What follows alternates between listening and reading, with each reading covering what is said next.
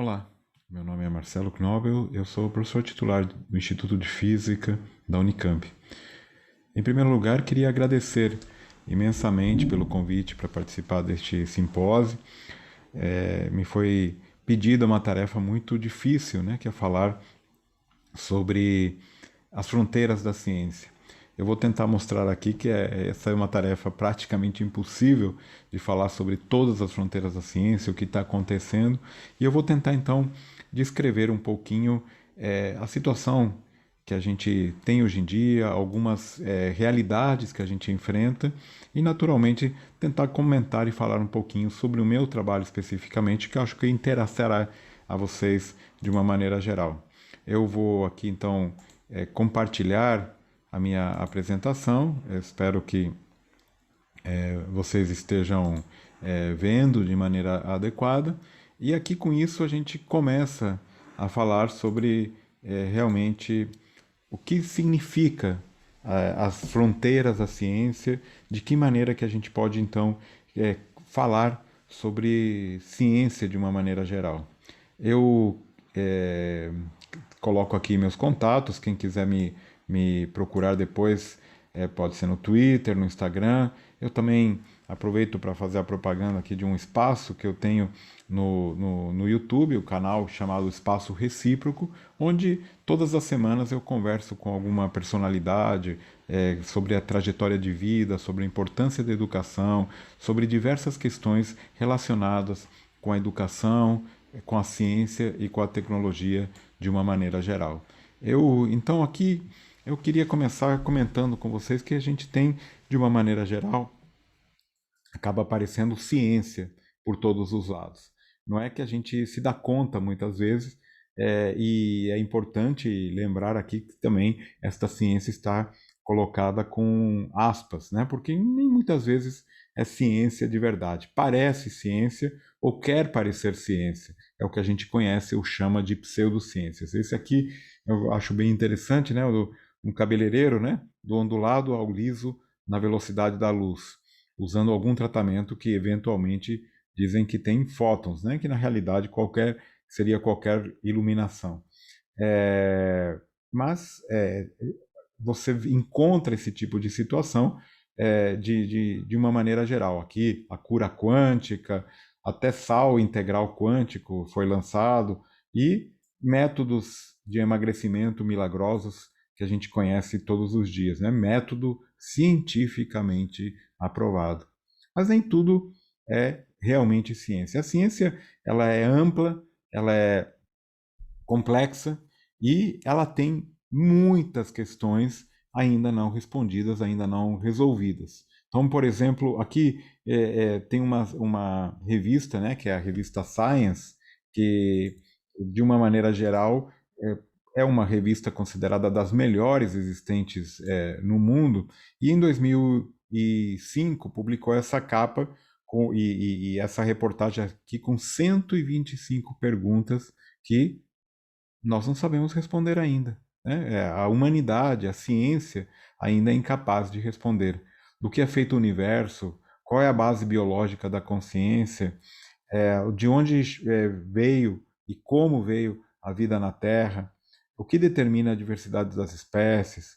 É, como as memórias são guardadas e recuperadas? Como funciona o interior da Terra? É, como evoluirá o efeito estufa? Estamos sozinhos no universo? E tantas outras questões, 125 questões que realmente a gente ainda, como cientistas, não sabe responder. E tem muita gente trabalhando em várias áreas do conhecimento para tentar conhecer um pouco mais do universo, conhecer um pouco mais aonde a gente está e aonde a gente vai chegar. Aqui é interessante, eu coloquei um link.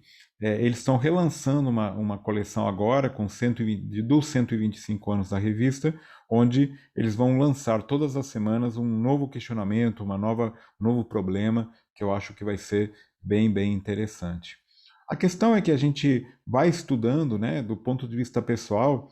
Eu acho bem interessante este gráfico aqui. Quanto você sabe no eixo vertical e quanto daquilo você sabe no eixo horizontal. Quando a gente é criança, adolescente, a gente sabe muito pouquinho sobre tudo, praticamente, né?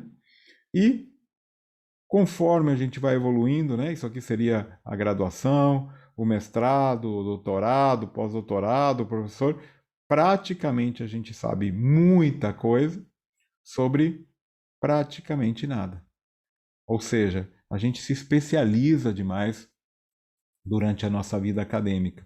Eu mesmo, sendo físico, hoje tem áreas da física que eu posso ler um trabalho, um artigo científico, e eu praticamente não entendo nada, às vezes nem sequer o título, de tão especializado que é o conhecimento e de tão especializada que se torna a vida. Então, a interdisciplinaridade com isso ela é prejudicada, colaborações entre diferentes áreas são prejudicadas e nós sabemos que para avançar o conhecimento, você precisa ter a interdisciplinaridade, a multidisciplinaridade, diferentes maneiras de pensar, enxergar o problema e enxergar o universo. Um problema que nós temos é que nós precisamos mais gente trabalhando com ciência. Nós precisamos estimular as pessoas a gostarem de ciência, a quererem ser cientistas, a trabalharem nesse assunto, porque ele é absolutamente fundamental para as novas gerações. Nós precisamos mais e mais cientistas, nós precisamos mais gente informada sobre ciência que saiba, pelo menos, pensar criticamente.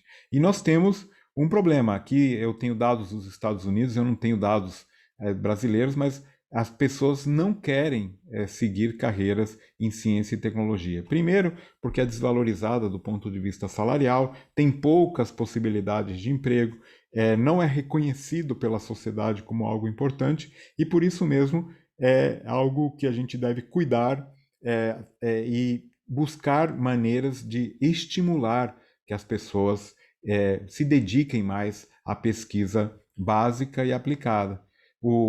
Isso daqui tem consequências, por exemplo, aqui o número de professores no ensino médio que ensinam em áreas em que não se formaram.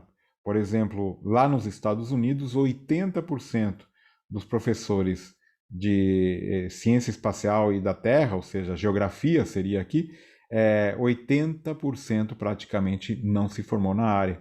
Em física, 66%, em química, 61%, e assim vai. No Brasil, tenho certeza que esses dados são ainda piores. E com isso, os Estados Unidos, aqui eu acho que é interessante colocar, se preocuparam com essa questão já no início dos anos 2000.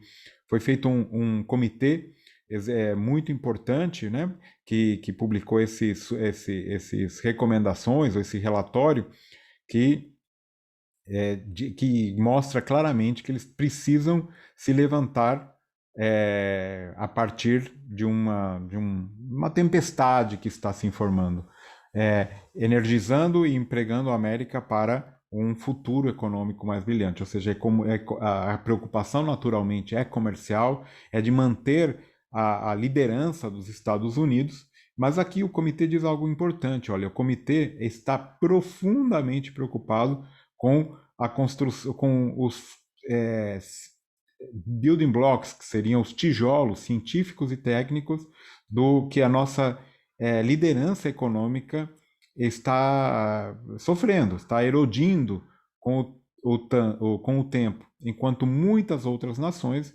estão ganhando força. Aqui, muitas outras razões e nações eles se referem naturalmente à China. A preocupação com eles é com o crescimento comercial, econômico, de poderio da China. E como recomendações principais e fundamentais, eles colocam aqui, olha, aumentar a quantidade de talentos, melhorando o ensino fundamental, em particular em ciência e matemática.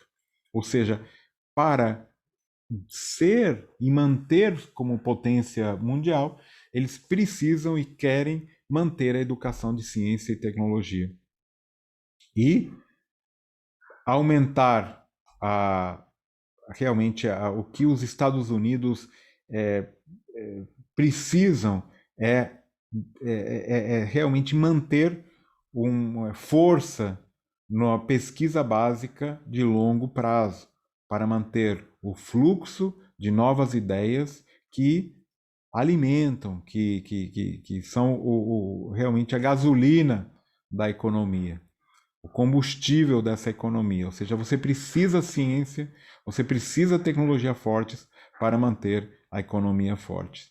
E aqui eu coloco a nossa situação no Brasil, eu acho que ela é importante, porque a gente está numa situação muito, muito delicada com relação a isso. Esses são os resultados do PISA, que é um exame feito no mundo inteiro com jovens de 15 anos, e o Brasil ele está lá embaixo, isso já se conhece, lá embaixo, isso aqui é o de matemática, só estamos na frente aqui da Colômbia, Peru, Tunísia, Catar, Indonésia, Panamá e Quirguistão.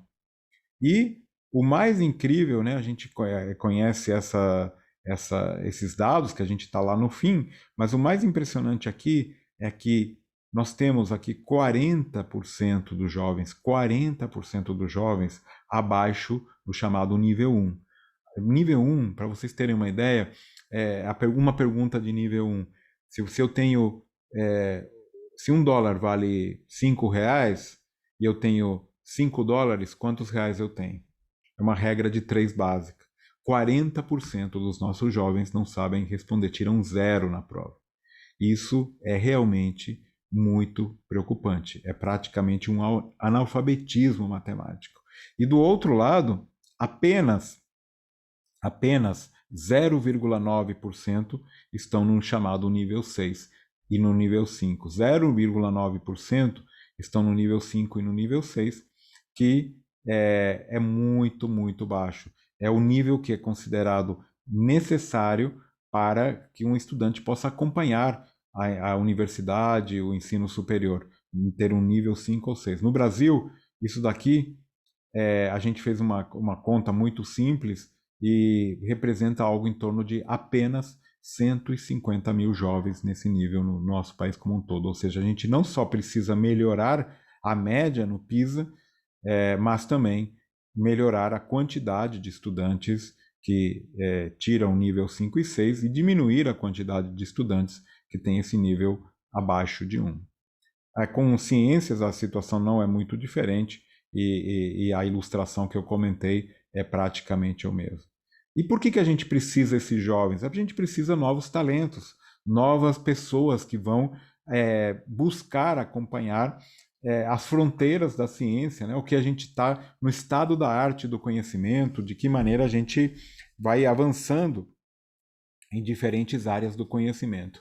Eu aqui comecei a preparar essa apresentação e me deparei com a dificuldade, né? Aqui uma lista de palavras de algumas coisas que estão acontecendo, né? Como computação quântica, indústria 4.0, deepfakes, o CRISPR, que é uma tecnologia interessantíssima, hoje em dia muito usada, inteligência artificial, machine learning, e tem tanta coisa, né? Big data e assim por diante. Mas é impossível a gente falar sobre o que está acontecendo em cada uma dessas fronteiras, em cada uma dessas áreas. A gente teria que chamar aí pessoas especialistas nas áreas e é muita coisa acontecendo. Eu, em particular, trabalho com nanociência e nanotecnologia numa área muito específica, como eu vou comentar. Então eu vou focar em nanotecnologia. Então eu vou falar apenas em um dos assuntos aqui que eu entendo um pouquinho mais. Mesmo assim, a gente tem uma dificuldade imensa, porque na nanotecnologia você tem muitas coisas. Você pode ter aqui toda uma área interessante aí de nanoestruturas, de nanomateriais e as chamadas nanotecnologias, sensores, que são usados em várias áreas. Você pode ter aí a questão de forense, células solares, defesa, meios porosos, né? Quando a gente fala em nanomateriais, quantum dots, que são pontos quânticos, nanotubos de carbono, grafeno, que é uma outra área imensa que está crescendo de uma maneira muito grande. E quando a gente comenta aqui em nanoestruturas, a gente tem todo um avanço da química que é realmente impressionante nos últimos anos do que é possível fazer. E aqui, então, eu pego dentro da nanociência, da nanotecnologia, uma área única que é as nanopartículas. E essas nanopartículas podem ser a produção, caracterização e aplicação dessas nanopartículas é algo que é absolutamente impressionante. Aqui eu achei essa figura na internet que mostra um pouquinho essa miríade de possibilidades. Você pode aplicar essas nanopartículas em testes, uso biomédico, cuidado de saúde, agricultura, na indústria, em pigmentos, catálise, empacotamento de produtos, na eletrônica, no meio ambiente e em energia renovável. Ou seja, vocês vejam aqui, só neste gráfico, a quantidade de possibilidades que nós temos, e naturalmente vocês sabem que cada um dessas palavras-chave aqui dão lugar a uma imensidão de possibilidades também. Então, é algo que realmente a gente vê aqui que é incrível a possibilidade que a gente tem de ciência, de aplicações para o futuro, que a gente pode avançar e crescer. Vejam, aqui é um evento de odontologia e eu busquei um pouquinho, então eu não entendo do assunto, mas eu busquei as possibilidades que a gente tem dentro da nanotecnologia nessa área tão interessante. E aqui você pode desenvolver nanomateriais terapêuticos, que podem ser, que eu vou comentar um pouquinho sobre esse assunto mais para frente, partículas que possam ser usadas em câncer, em diagnóstico, em tratamento, hidrogéis. Você pode usar aqui nanopartículas antimicrobiais, orgânicas ou inorgânicas. Você pode usar aqui nanoestruturas de reforço, que podem ser utilizadas em diferentes áreas do uso em odontologia. Então, em diferentes endodontia, em periodontia, em todas as áreas do conhecimento. Isso também, naturalmente, em implantes, em anestesias, ou seja, em todas as áreas que nós, em particular, podemos investigar, a nanotecnologia pode ter um uso bem relevante e bem interessante. Eu trabalho aqui, só como curiosidade, eu estava fuçando, mexendo aqui, eu trabalho em magnetismo em particular, e aqui tem outras aplicações interessantes, né, como de fixação, né, de próteses. Aqui o uso, eu achei muito interessante isso aqui, né, em lugar de aparelhos ortodônticos aqui, o uso de ímãs, né, você estuda a configuração dos ímãs, porque a própria força dos imãzinhos vai fazer com que ao longo do tempo esses dentes possam se mobilizar e regularizar aqui a situação desta mandíbula. Então, eu acho que é bem interessante as possibilidades que a gente tem em diferentes áreas do conhecimento e que naturalmente depois podem ser eventualmente aplicadas em odontologia.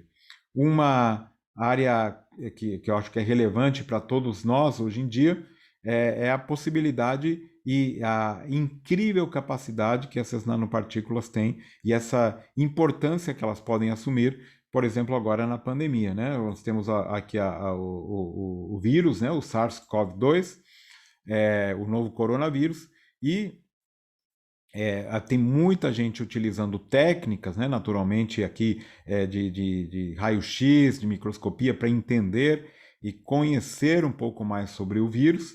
E os materiais, então, a ciência dos materiais e a nanotecnologia pode ser aplicada em todas as áreas, desde o entendimento e a proteção, ou seja, em imageamento, em reconhecimento, mas também no desenvolvimento de máscaras e tecidos melhores, equipamentos de proteção individual, na detecção, são utilizados nanopartículas para a detecção, para os exames PCR, por exemplo, e depois em diversas áreas tem muita gente trabalhando em desenvolvimento de medicamentos, de vacinas, de sistemas de entrega dessas drogas dentro do corpo humano, e isso é uma área que está em pleno desenvolvimento e em franco avanço. Então, acho que vale a pena, é um artigo recente aqui da Nature que eu peguei, que eu acho que mostra bem as possibilidades que a nanotecnologia tem para o ataque à pandemia. Então, eu vou comentar um pouquinho mais sobre as possibilidades que nós temos aqui do uso, por exemplo, de nanopartículas em aplicações biomédicas, né? Você tem que lembrar aqui, eu acho que é importante um destaque inicial, que as nanopartículas, elas são realmente, a gente quando comenta sobre nanopartículas, a gente está falando tipicamente em nanopartículas abaixo de 100 nanômetros. Bom, só para lembrar, o nanômetro é a bilionésima parte do metro, ou seja, 1 bilhão de vezes menor do que o metro, e a gente tem aí que lembrar o tamanho de algumas configurações. Por exemplo, uma bactéria, ela tem um tamanho típico da ordem de 100 mil nanômetros, ela é imensa. As células têm tipicamente 10 mil nanômetros. As proteínas e enzimas estão aí na casa dos 1000. Já os vírus e partes do DNA, a gente tem estruturas que estão da ordem de 100 nanômetros. Então, a gente tem aqui, só para ilustrar, né, algumas nanopartículas perto de uma célula, como ficariam. A gente tem a possibilidade, então, de atuar no interior das células, nas superfícies das células, e podem ser utilizadas em diversas aplicações diferentes e muito, muito interessantes. Eu, em particular, trabalho com nanopartículas magnéticas. Eu estudo magnetismo, então uma nanopartícula magnética, tipicamente aí abaixo de 100 nanômetros, de 5 a 50 tipicamente, e ela são como minúsculos ímãs, são nano-ímãs, se vocês quiserem pensar sobre isso aqui. E a grande vantagem que tem essas nanopartículas magnéticas é que, em primeiro lugar, elas são feitas de ferro, óxido de ferro, que é um elemento extremamente barato, comum e, além disso, absorvível pelo nosso corpo, né? O nosso corpo precisa de ferro e muitos estudos toxicológicos já mostraram que as nanopartículas de ferro elas são facilmente absorvíveis pelo corpo humano, né? A gente tem aí, usa pouca quantidade e com isso a gente pode usar sem perigo pela toxicidade. E a gente então consegue, depois que a nanopartícula é colocada em algum espaço, em algum local específico, tem a grande vantagem que ela responde a um campo magnético, e com isso você pode ter como uma espécie de controle remoto, você pode controlar esta nanopartícula remotamente com um campo magnético.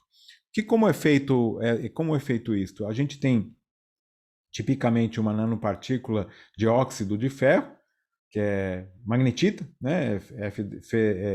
Fe2O3, um óxido de ferro, e hoje em dia desenvolvimentos na química permitem você funcionalizar de uma maneira adequada esta nanopartícula. Você consegue fazer um revestimento biocompatível, uma funcionalização, ou seja, colocar aí chaves moleculares que permitam colocar aí diversas conexões para essas nanopartículas e um espaçador, e depois você pode fazer o que você quiser. Em particular, pode colocar aqui uma droga, um remédio específico, um anti-inflamatório, vamos dizer, ou qualquer outro, um antibiótico, ou qualquer outro medicamento, ou você também pode fazer uma chave molecular para conectar esta nanopartícula a um tipo de tecido específico, a um tumor, por exemplo.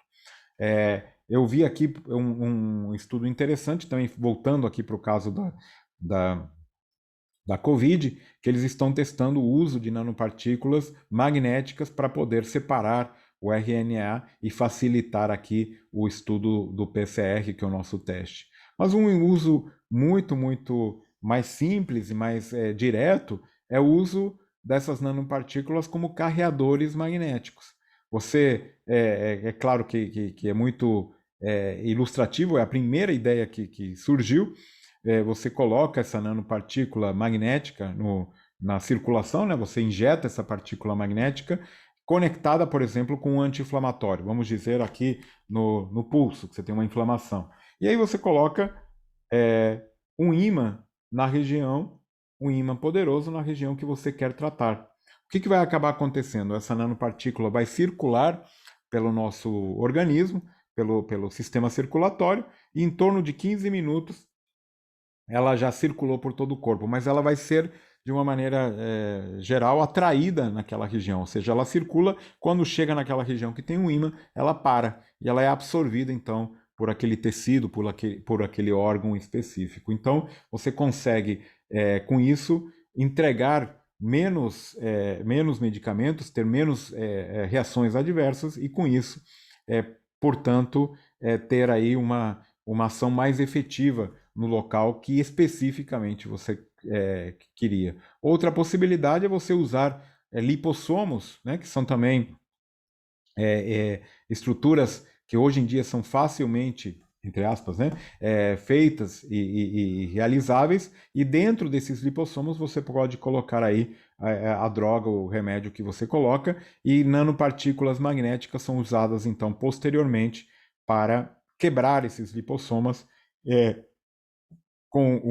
quando você liga um campo magnético, e com isso você pode fazer uma deliberação, um controle, né, específico de como essas drogas são liberadas. Então, com essa liberação controlada, você consegue uma alta concentração desse medicamento nas regiões que você quer, e você tem uma baixa concentração circulando livremente. Com isso, você consegue tomar menos remédios, menos medicamentos, ele será mais efetivo porque ele irá na região que você quer, e com isso você consegue, então, liberar, com uma espécie de controle remoto, estes medicamentos no lugar que você quiser. Então, isso é algo que vem sendo, de uma maneira geral, estudado, e realmente tem funcionado muito, muito bem.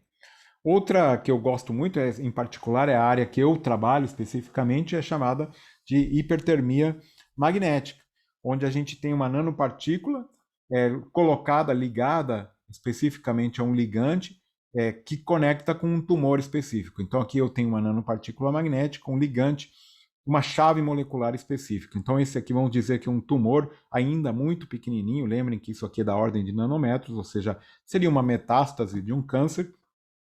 E o que você faz? Quando uma vez que injetou estas nanopartículas, elas vão circular livremente pelo corpo, vão conectar naquele tumor, e depois, quando elas estiverem, depois de um tempo, o paciente é colocado num campo magnético, por exemplo, um equipamento de ressonância magnética, e essas partículas aqui em alta frequência e alta vibração vão começar a vibrar. E com isso, isso aqui está num tecido, vão liberar calor, e as células não conseguem viver acima de 45 graus, mais ou menos. E com isso, a gente está realmente queimando, literalmente queimando o tumor em estágios muito iniciais. Isso é algo que tem sido estudado, tem funcionado muito bem. Esta é uma área muito quente na área de câncer, está funcionando, tem muita gente trabalhando no assunto. Aqui tem um exemplo de um rato que foi submetido, né, a esse tratamento de hipertermia magnética, e o câncer regrediu completamente. O interessante é que é local,